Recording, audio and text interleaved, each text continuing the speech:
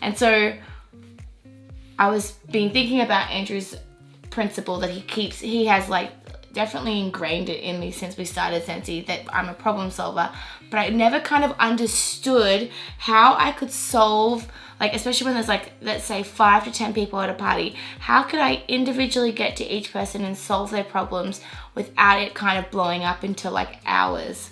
And so I've struggled with that concept until I sat in a training and I said to Andrew, I think I found the answer. So the inherent problem with a presentation is that, or traditional selling, right? Yeah. Hard selling. Yeah.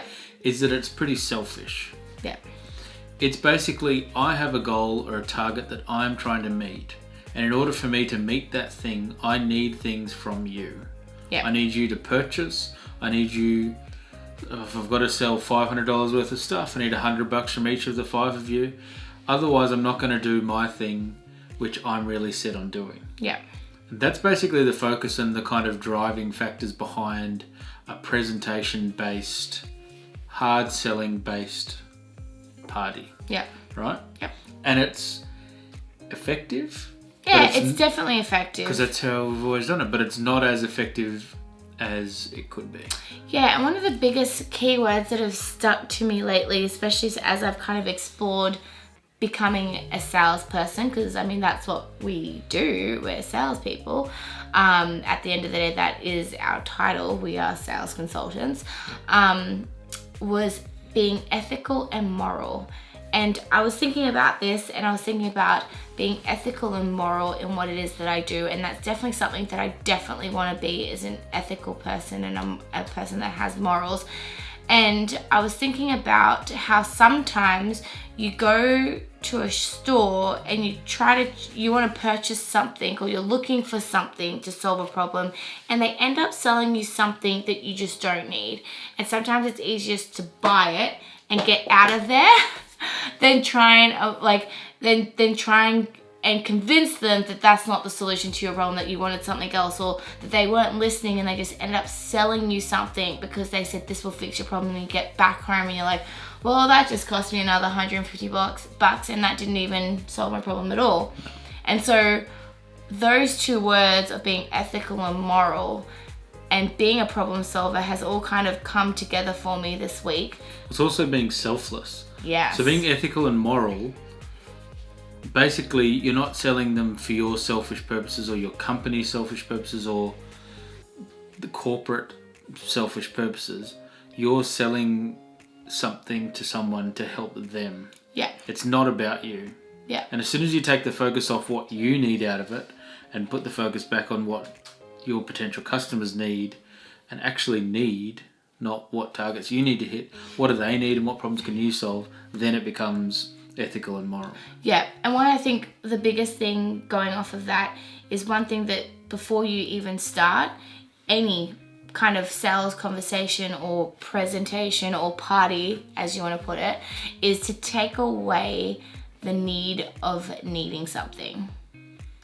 Is that right? Yeah. Did I say that right? So as long as you need something from someone else, not only is it selfish to be the only one that's looking to have your needs fulfilled, right? That's selfish. That's almost the definition of selfishness. Yeah.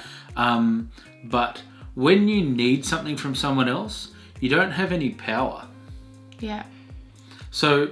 And you become desperate. Yeah. So that's something to think about. If I need desperate. $100 of sales from you and I can't feed my family until I get that $100, I'm relying on you to feed my family, and I need that $100 no matter what it takes. It doesn't matter what I have to do to get it, I have to get it.